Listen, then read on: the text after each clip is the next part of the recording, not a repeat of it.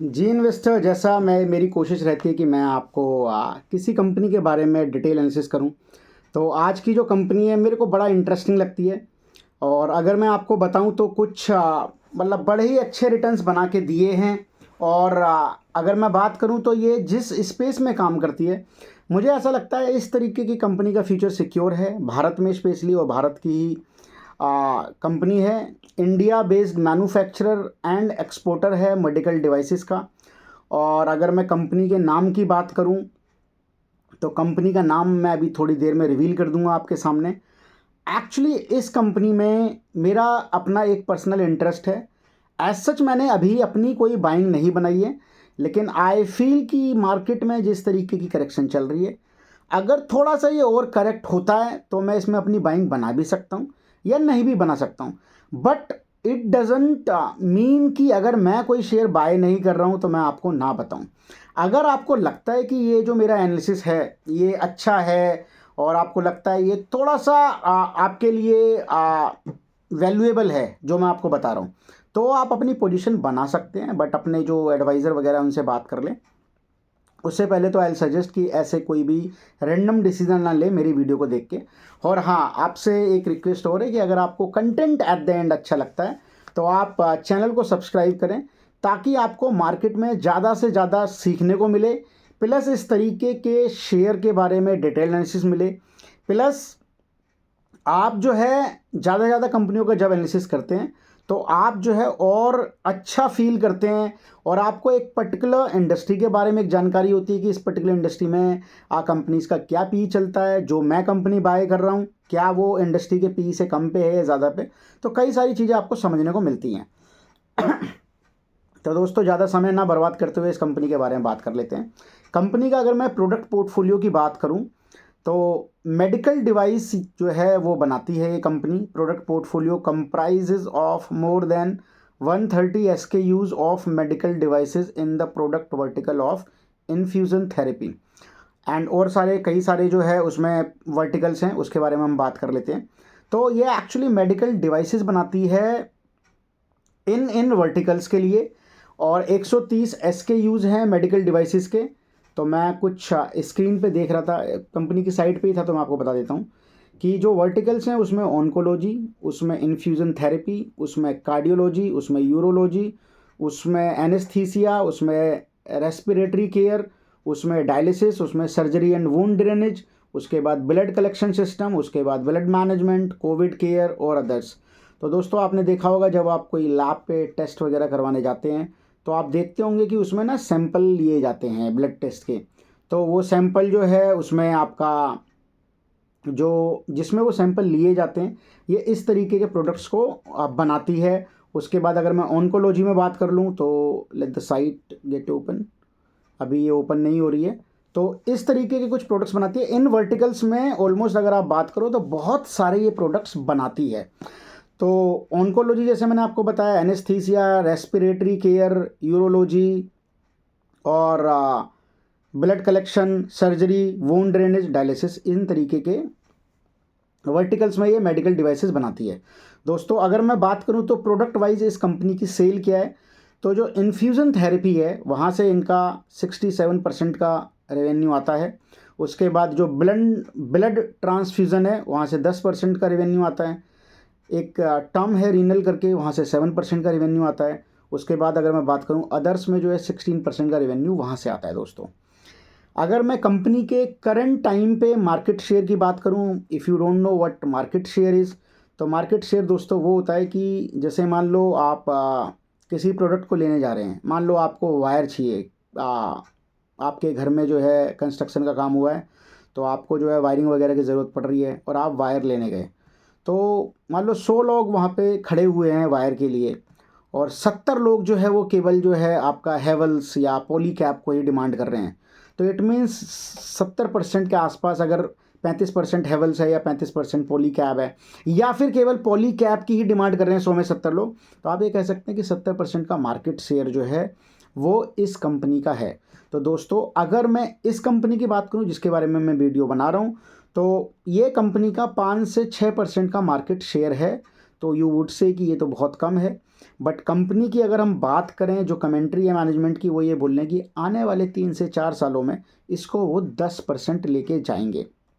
तो अगर अभी ये 5% पे बैठे हुए हैं और अगर ये 10% की बात कर रहे हैं, तो इट मीन्स इनका जो मार्केट शेयर है वो डबल होने की कगार पे है।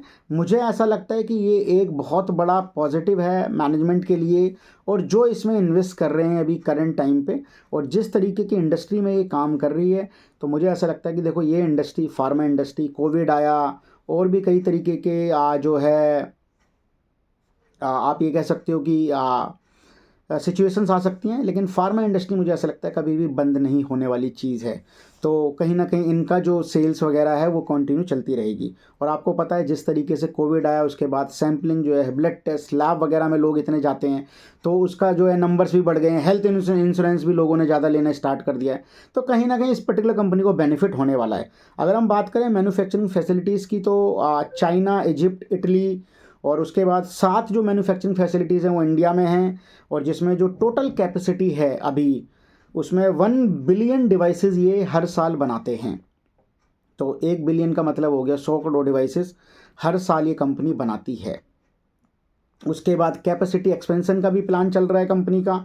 तो कंपनी ये बोलती है कि जो है कंपनी वो मैन्युफैक्चरिंग कैपेसिटी जो है फैसिलिटी सिचुएटेड इन फरीदाबाद और राजस्थान, मींस हरियाणा, फरीदाबाद और राजस्थान, मतलब हरियाणा के अंदर जो फरीदाबाद है, तो वहाँ पे जो है आपका जो कैपेसिटी है उसको एक्सपेंड करने की बात कर रही है कंपनी। तो कई बार आपको ये भी देखना होता है कि जिस कंपनी में आप इन्वेस्टेड हैं वो क्या फ्यूचर को लेके कितना अग्रेसिव है।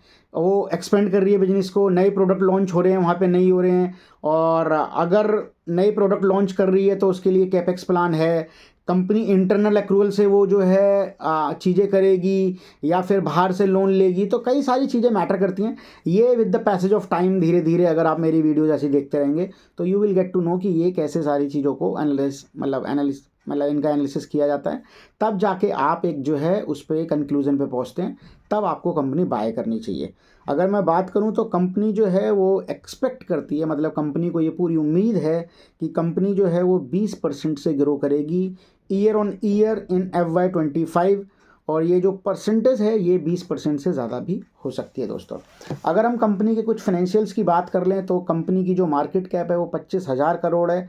तो आई विल से कि ये जो मार्केट कैप है ये एक अच्छी मार्केट कैप है। आप ये कह सकते हैं कि कंपनी में वॉल्यूम रहता है। करंट मार्केट प्राइस जो है वो 2500 रुपये का चलता हुआ, स्टॉक का पी 86 का है, तो आई वुड से कि थोड़ा सा महंगा तो है, बट इंडस्ट्री का पी क्या है वो आप कंपैरिजन कर लेना।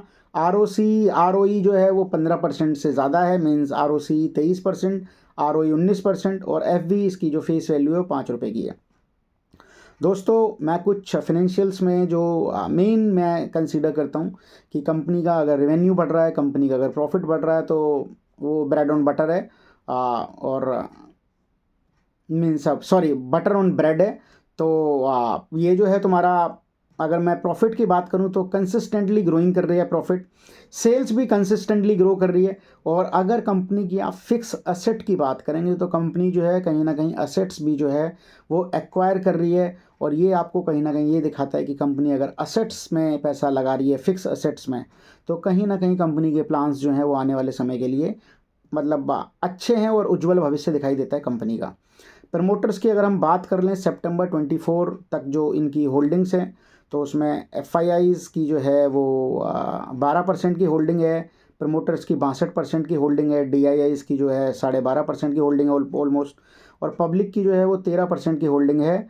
और ये जो होल्डिंग है अगर आप पिछले 3 क्वार्टर की होल्डिंग को कंपेयर करेंगे FIIs, DIIs और मतलब FII और DII की, तो कंसिस्टेंटली ये ग्रो कर रही है पिछले 3 क्वार्टर से। दैट सीम्स कि उनका FIIs और DIIs का इंटरेस्ट है।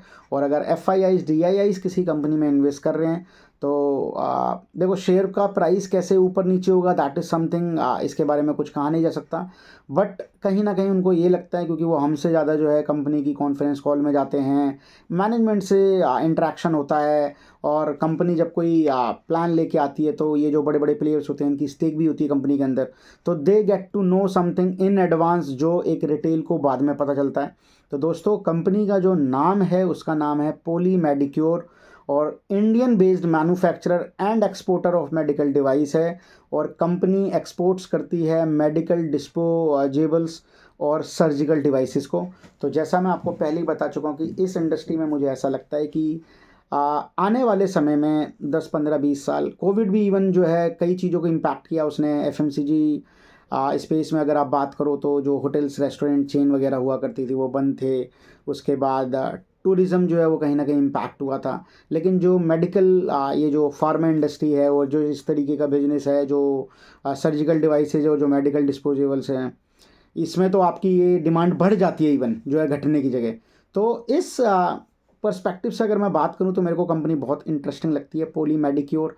और अगर मैं आपको बताऊं तो इसने अच्छे रिटर्न्स बना के दिए हैं पास्ट में। अगर मैं 1 साल के रिटर्न्स देखूं तो 70% के आसपास के दिख रहे हैं मेरे को।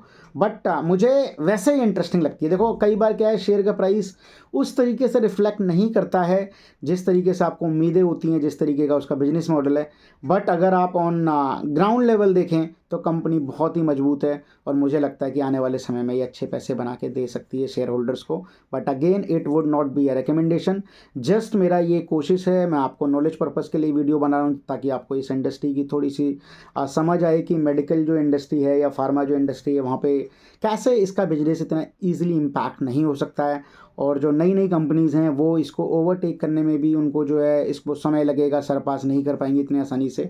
और जिस तरीके का मैनेजमेंट एक्सपेंशन प्लान है एफआईआईज़ की जो होल्डिंग है, तो ये सब मुझे अट्रैक्टिव लगती है। तो मैं अगेन आई से कि मैं अपने शब्दों को यहीं विराम दूंगा। अगर आपको चैनल अच्छा लगता है, कंटेंट अच्छा लगता है, थोड़े दिनों में I am just thinking about to go live. तो लाइव में कुछ क्वेश्चंस होंगे आपके, be it fundamental, be it technical, I will be trying to answer all those questions. तो दोस्तों मैं यहीं अपने शब्दों को विराम देता हूँ। आप चैनल को सब्सक्राइब करें, इस वीडियो को ज़्यादा से शेयर करें अपने फ्रेंड्स के बीच में अगर आपको लगता है कि ये जो कंटेंट है ये वैल्यूएबल है। Thanks a lot.